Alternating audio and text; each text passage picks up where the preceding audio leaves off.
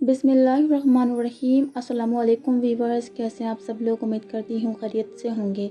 तो आज हम बनाएंगे white sauce chicken white sauce pasta, जो कि बहुत ही डिलीशियस बनता है। तो रेसिपी स्टार्ट करते हैं।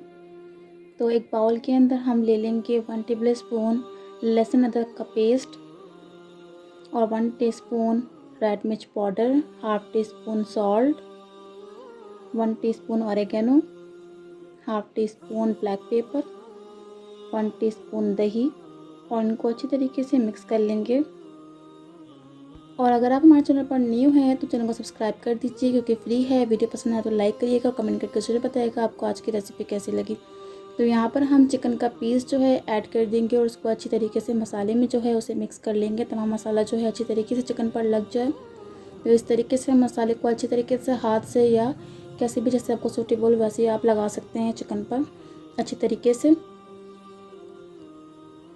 तो यहाँ पर जो है हम 3 टेबलस्पून ऑयल डाल देंगे और साथ ही वो चिकन का पीस जो हमने मैरिनेट करके रखा हुआ था उसे ऐड कर देंगे और यहाँ पर कुक करेंगे इसे 2-3 मिनट।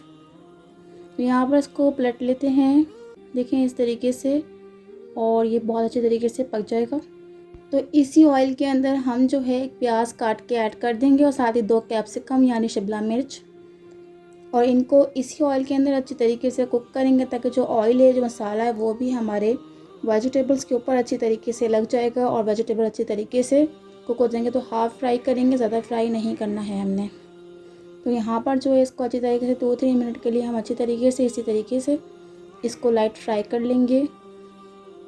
तो ये जो पीस हमारा था इसको हम कट कर लेंगे कुछ इस तरीके से। आप वैसे भी चिकन को जो है मैरिनेट करके फ्राई पैन में कुक करके अलग से बोटियाँ बना के उसकी ऐड कर सकते हैं। मैं इस तरीके से ऐड कर रही हूँ, आप अपने हिसाब से कर सकते हैं वैसे ही ऐड।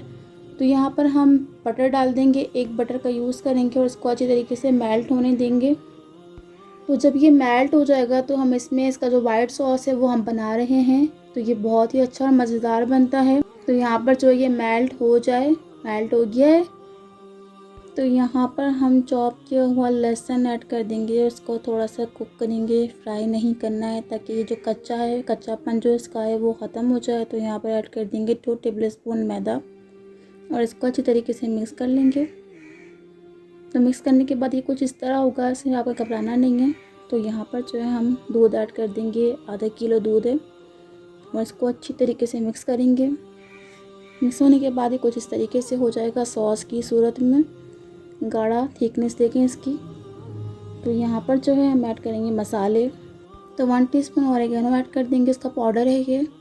तो 1 टेबलस्पून चिली फ्लेक्स ऐड कर देंगे, 1 टेबलस्पून पार्सले, साथ ही 1 टीस्पून सॉल्ट ऐड कर देंगे, साथ ही 1 टेबलस्पून ब्लैक पेपर। तो यहाँ पर इसको अच्छी तरीके से सॉस में अच्छी तरीके से मिक्स करेंगे। सॉस बहुत ही आपका अच्छा बनना चाहिए, बहुत ही मज़ेदार। सारा कमाल जो है वो सॉस का होता है। तो यहाँ पर अच्छी तरीके से इसको मिक्स कर लेंगे। मिक्स करने के बाद हम इसमें चेडर चीज़ ऐड कर देंगे। आप चाहे तो कोई भी चीज़ का इस्तेमाल कर सकते हैं, मोज़रेला, चेडर, और जितनी भी क्वांटिटी में आपको चाहिए उतना आप यूज़ कर सकते हैं। तो यहाँ पर जो है इसको अच्छी तरीके से मिक्स करेंगे ताकि अच्छी तरीके से डिज़ोल्व हो जाए। तो यहाँ पर जो है ये क्रीमी पास्ता है, बहुत ही मज़ेदार और अमेजिंग बनता है। तो यहाँ पर जो है हम ऐड कर देंगे वेजिटेबल्स जो हमने फ्राई की थी और इनको अच्छी तरीके से मिक्स कर लेंगे। आप इस तरह बनाकर बताइएगा कि कैसी बनी है। बहुत ही अच्छी रेसिपी बनेगी आपकी इंशाल्लाह।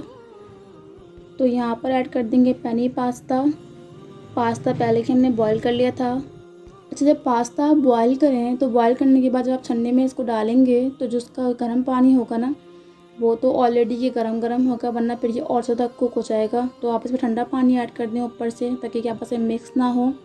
इसमें ऑयल डाल दें ताकि आपस में मिक्स ना हो और मज़ीद कुक ना हो, वरना ये नरम हो जाएंगे। तो इनको इस तरीके से करें, ठीक है ना, और थोड़ा सा कच्चा रखें, बाकी हम इस तरह कुक कर लेते हैं। तो हम डिश आउट कर लेते हैं अपने पास्ते को। आज की जो रेसिपी यही थी, आई होप कि आपको पसंद आई होगी।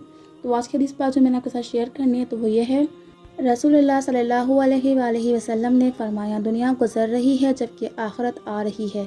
तुम आखिरत के तलबगार बनो और दुनिया के तलबगार ना बनो, क्योंकि आज अमल का वक्त है और हिसाब नहीं, जबकि कल हिसाब का वक्त होगा और अमल नहीं होगा। मिशकात 5215। अगर आपको हमारी आज की ये रेसिपी पसंद आया, चैनल को सब्सक्राइब करना मत भूलिएगा। वीडियो पसंद आया तो लाइक करें, कमेंट करके ज़रूर बताइएगा आपको आज की रेसिपी कैसी लगी। तो हमें याद रखिएगा। इंशाल्लाह मिलते हैं नेक्स्ट वीडियो। अपना ख्याल रखिएगा। अल्लाह हाफिज़।